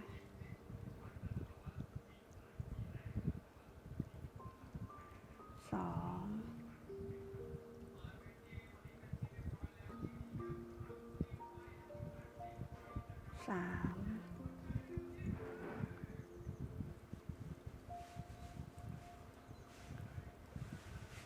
4เราได้แล้วนะคะพันหัวเข็ม4ครั้งนะคะทีนี้งานมันจะกลับแบบนี้นะคะให้เราพลิกขึ้นมาแบบนี้นะคะพลิกขึ้นมาให้ต่อกันแบบนี้นะคะแล้วเราก็พันหัวเข็มต่อไปนะคะอีก2ครั้งค่ะในหลักถัดไปนะคะ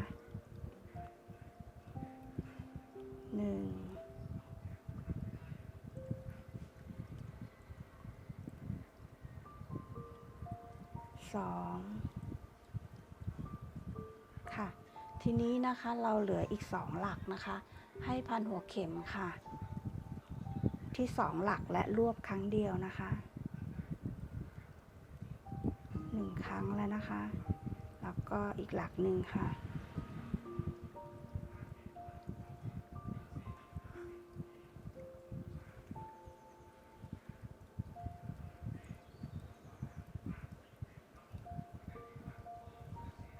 แล้วก็รวบ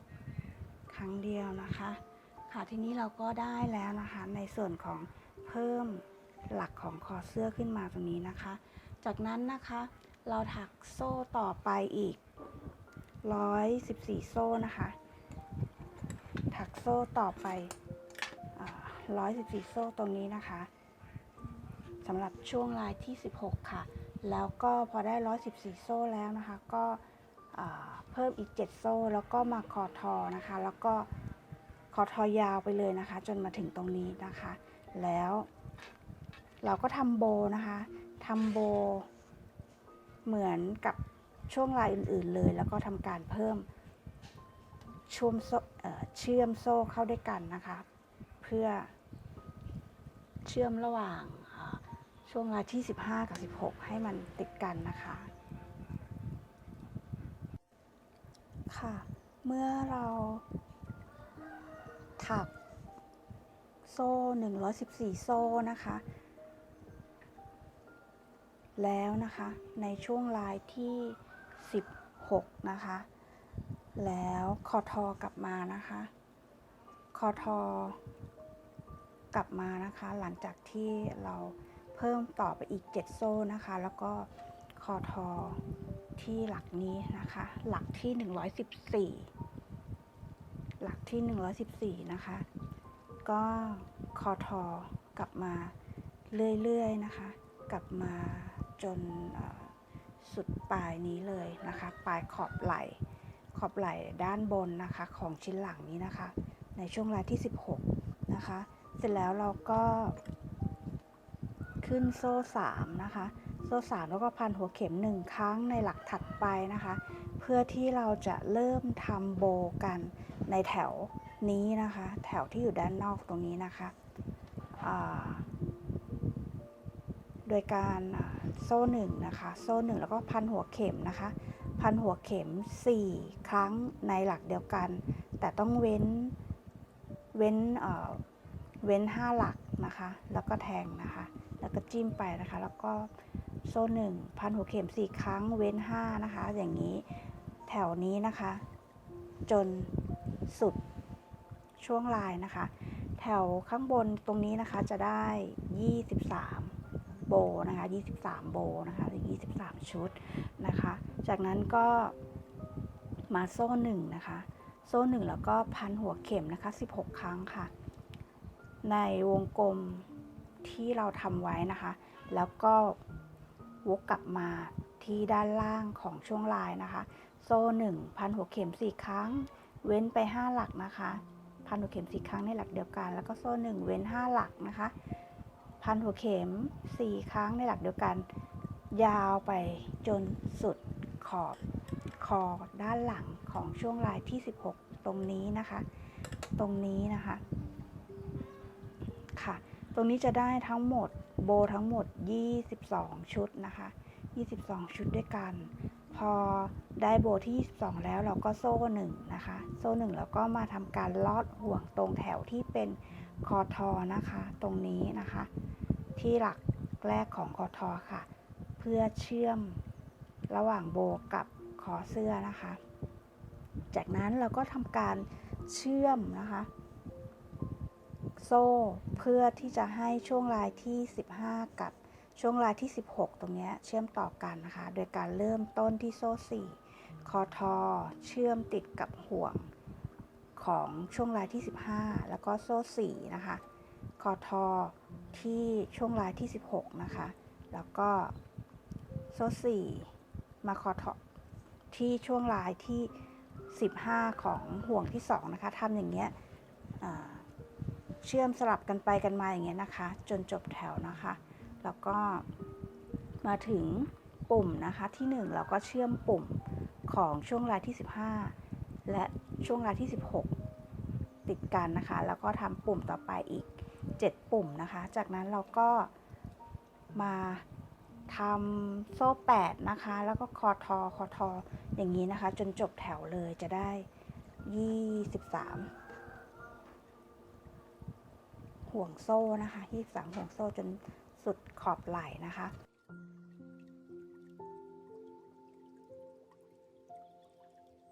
ทีนี้เราจะมาเริ่มที่ช่วงลายที่17เนาะช่วงลายที่17ค่ะก็เริ่มต้นเหมือนปกตินะคะก็คือโซ่3นะคะโซ่3ถักขึ้นไปนะคะตรงนี้โซ่3แล้วก็พันหัวเข็ม1ครั้งค่ะพันหัวเข็ม1ครั้งแล้วก็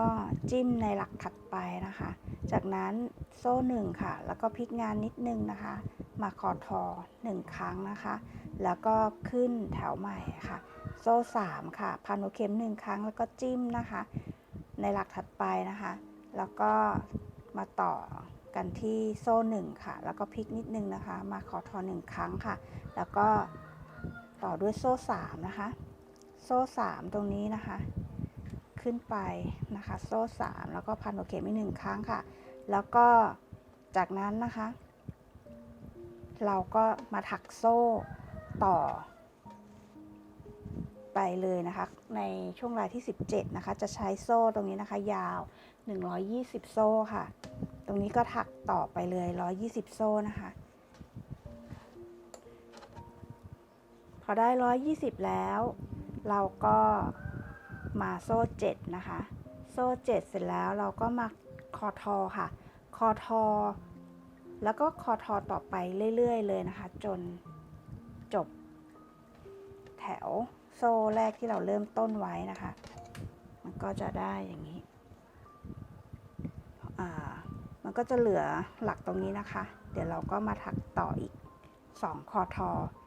พอเราได้คอทอไปแล้ว120โซ่นะคะตรงนี้ได้120โซ่แล้วนะคะตรงนี้ได้120โซ่นะคะเราก็พลิกงานลงมานิดนึงนะคะให้ช่วงพอ1คอ3ช่วงตรงนี้อยู่ด้านล่างนะคะหันงานมาอย่างนี้นะคะแล้วก็คอทออีก2คอทอที่เหลือนะคะ1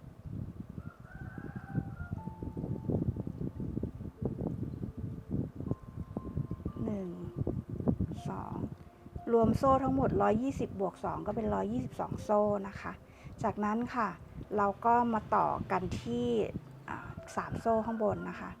2 3แล้วก็พลิกงานกลับมานะคะพลิกงานกลับมาก็จะได้หน้าตาเป็นแบบนี้เนาะงานก็จะอยู่แบบนี้นะคะ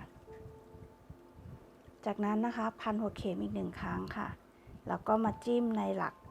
ถัดไปนะคะ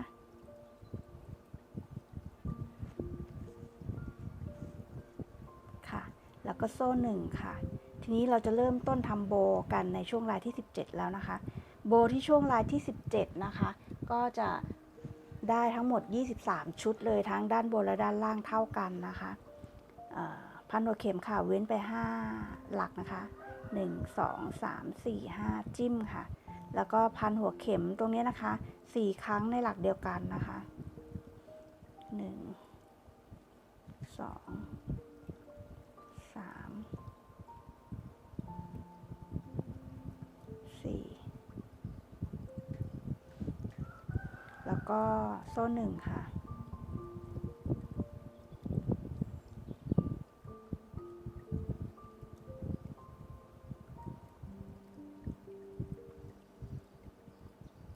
แล้วก็เว้นเว้น5หลักนะคะ1 2 3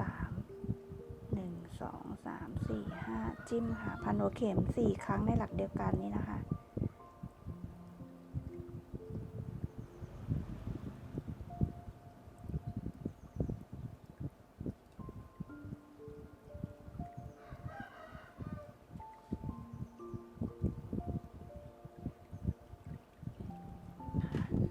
ก็จะได้แบบนี้นะคะได้แบบนี้นะคะเราก็พันหัวเข็มไปทำโบไปจนสุดเลยนะคะจนสุดตรงนี้นะคะมาถึงตรงนี้จะได้23โบนะคะของด้านบนตรงนี้นะคะแล้วก็มาพันหัวเข็ม16ครั้งรอบห่วงนะคะแล้วก็กลับมานะคะทำโบด้านล่างต่อนะคะด้านล่างต่อไปเลยนะคะจนสุดตรงนี้นะคะแล้วก็ทำการเชื่อมโซ่เหมือนเดิมนะคะ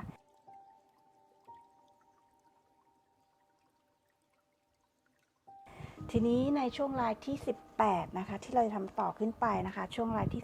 18ก็ใช้โซ่120โซ่เหมือนกันนะคะจะได้โบ23ชุดนะคะทั้งข้างบนด้านและก็ข้างล่างเหมือนกับรายที่17เลยแต่จะต่างกันที่ว่าตรงเวลาที่เราเชื่อมโซ่นะคะเราต้องเว้นแขนนะคะเพื่อใช้เป็นทำส่วนของรักแร้นะคะในขอบของด้านอีกด้านหนึ่งที่จะต้องมาเชื่อมต่อติดกันนะคะค่ะช่วงรายที่18นะคะเราถักมาจนถึงตรงนี้แล้วนะคะเรามาเชื่อมต่อนะคะถักโซ่เชื่อมต่อระหว่างช่วงรายที่18แล้วก็ช่วงรายที่17แล้วนะคะทางฝั่งด้านนี้นะคะเราเชื่อมต่อเสร็จแล้วนะคะทีนี้มาถึงปุ่ม ตรงนี้นะคะเราเชื่อมปุ่มที่1แล้วนะคะทำปุ่มที่2 3 4 5 6แล้วนะคะเหลือปุ่มที่7นะคะปุ่มที่7นี้นะคะเราจะต้องไปเชื่อมต่อกันกับปุ่มที่1ของช่วงลายที่1ซึ่งเป็นด้านหน้านะคะเพื่อที่จะทำตะเข็บเนาะตะเข็บข้างนะคะแล้วก็เชื่อมโซ่นะคะเชื่อมโซ่กับช่วงที่1เลยนะคะของด้านข้างอีกด้านหนึ่งแล้วก็จะต้องเว้นตรงนี้นะคะ10ห่วงนะคะเพื่อที่จะเป็นช่วงรอยต่อระหว่างแขนนะคะรอบรักแร้นั่นเองนะคะทีนี้เราจะมาดูช่วงลายที่1เนาะค่ะอันนี้นะคะจะเป็นช่วงลายที่8นะ18นะที่เราเตรียมที่จะเชื่อมโซ่ติดกับช่วงลายที่1เนาะก็ไล่มานะคะอันนี้จะเป็นคอด้านหลังนะคะแล้วก็ตรงส่วนนี้นะคะก็จะเป็นแขนที่เราเว้นไว้นะคะค่ะมาเชื่อมต่อกันกับด้านหน้าชิ้นด้านหน้าตรงนี้นะคะคอด้านหน้าอันนี้คือนะคะเป็นช่วงลายที่1ที่เราจะต้องมาทำการเชื่อมโซ่ติดกับช่วงลายที่18นะคะแล้วก็จับลายแบบนี้เลยนะคะประกบกัน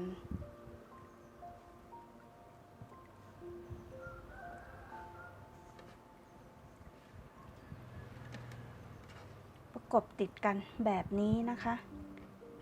ด้านบนนี้นะคะคือช่วงลายที่18นะคะแล้วก็ด้านล่างนี้นะคะเป็นช่วงลายที่1ของชิ้นหน้านะคะเดี๋ยวเราจะพลิกงานสักนิดนึงจะได้ถนัดเนาะเวลาเราเย็บนะคะเวลาเราถักค่ะก็เราจะเริ่มตรง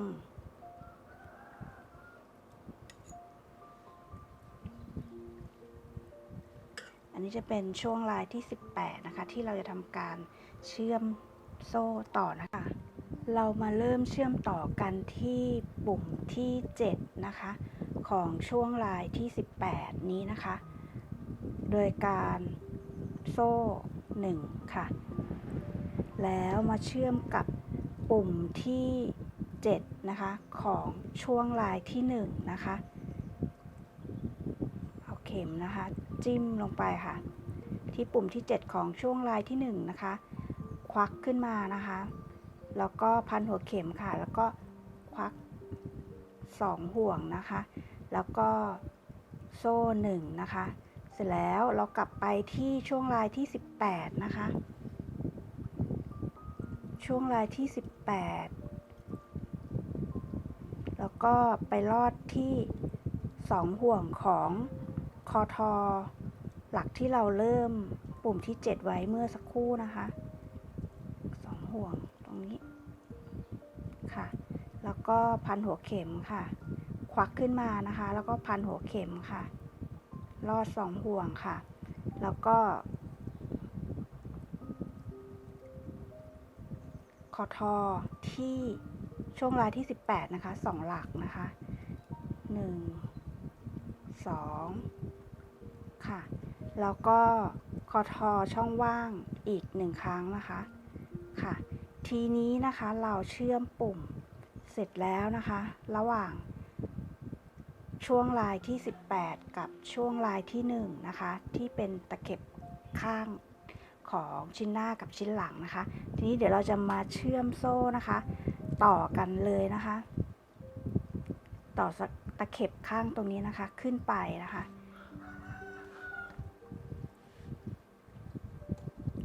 ต่อขึ้นไปนะคะ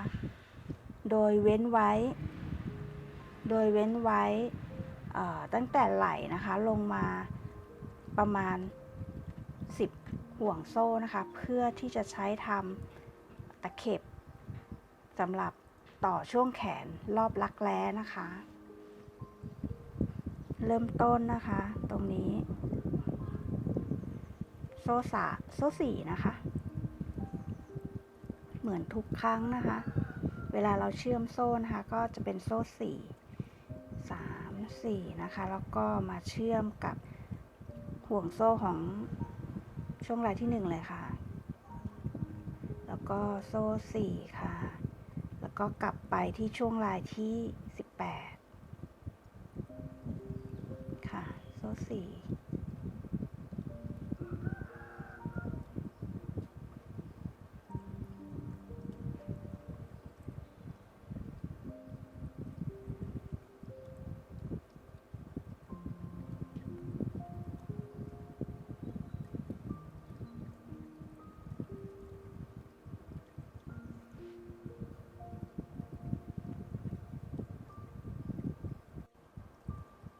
เราเชื่อมโซ่ช่วงรายที่18เข้ากับช่วงรายที่1นะคะนับได้นะคะ13ห่วงนะคะ1 2 3 4 5 6 7 8 9 10 11 12 13นะคะ13ที่ตรงนี้นะคะแล้วเราจะเหลือไว้นะคะ10ห่วงนะคะเพื่อที่จะไว้ทำตะเข็บแขนนะคะรอบรักแร้นะคะ1 2 3 4 5 6 7 8 9 10นะคะตรงนี้นะคะโดยการที่เราจะถักโซ่8อย่างเดียวนะคะเราจะไม่เชื่อมแล้วเราจะไม่เชื่อมติดกันกับช่วงรายที่1นะคะถักโซ่8นะคะไปเลย10ห่วงนะคะค่ะพอเราโซ่8ตรงรักแร้ครบแล้วนะคะ10นะคะ10ห่วงนะคะมาถึงตรงห่วงสุดท้ายนะคะก็คอทอที่ช่องว่างนะคะแล้วก็คอทอ2หลักทางฝั่งทางด้านไหล่นะคะทีนี้ในส่วนตรงนี้นะคะส่วนช่วงรายที่18กับ1เดี๋ยวเราจะเชื่อมติดกันนิดนึงนะคะถักเชื่อมจบตัวเสื้อนิดนึงนะคะเริ่มต้นโดยนะคะโซ่3นะคะโซ่3ค่ะพลิกงานนะคะพลิกงาน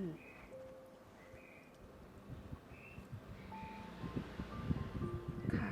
พันหัวเข็ม1ครั้งนะคะจิ้มที่หลักถัดไปนะคะค่ะแล้วก็โซ่1ค่ะแล้วก็กลับมานะคะพลิกงานนะคะ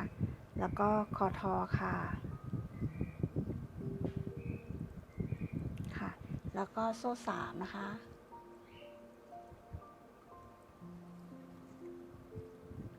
พลิกงานค่ะแล้วก็จิ้มที่หลักถัดไปนะคะพันหัวเข็ม1ครั้งจิ้มที่หลักถัดไปนะคะ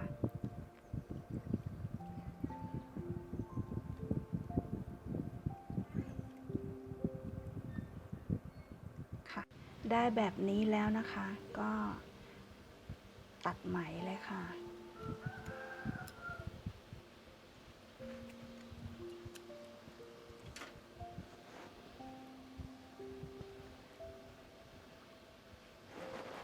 เดี๋ยวเราจะเย็บตะเข็บนิดนึงนะคะเชื่อมต่อกับช่วงรายที่1ตรงนี้นะคะ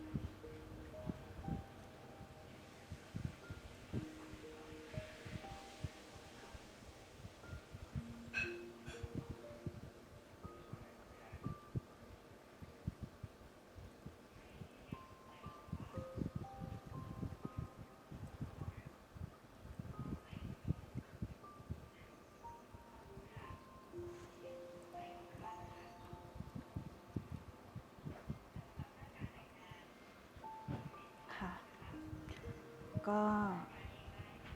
เสร็จแล้วนะคะ ก็จะได้แบบนี้